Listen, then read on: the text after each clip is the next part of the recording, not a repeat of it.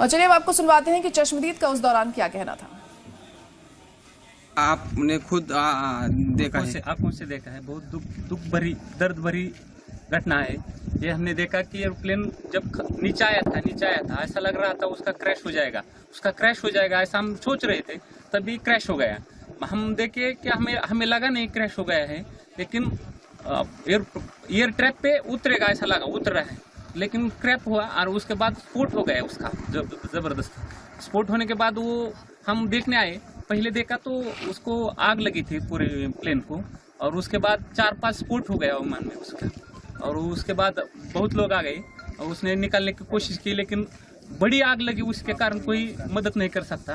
लेकिन सब आ गए, तब बाद में उसको उसमें आज दादा था। ये हमारे लिए बहुत शौक की बात में है, या हमें बता नहीं सकते हम बात में ऐसा। लेकिन हमने देखा है कि पायलट ने भी ट्राई किया होगा कि लैंडिंग करने का, लेकिन लैंडिंग हुआ नहीं है। ये बहुत शौक वाली घटना है।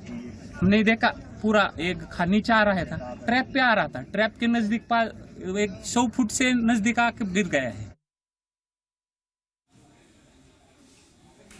तो आपने सुना क्या कुछ चश्मदीद का कहना था जब ये हादसा सामने आया, तो क्या उन्होंने देखा। ये जो प्लेन था ये लैंडिंग करने ही वाला था कि तभी हादसे का शिकार हो गया। और जराये के हवाले से ये जानकारी मिल रही है कि कोहरा इसके पीछे वजह हो सकता है। जो विजिबिलिटी थी वो बहुत कम थी, ये कारण इसके पीछे हो सकता है। लेकिन असली क्या वजह है वो जांच के बाद ही पता चलेगी, जब इस मामले में तफ्तीश की जाएगी। तो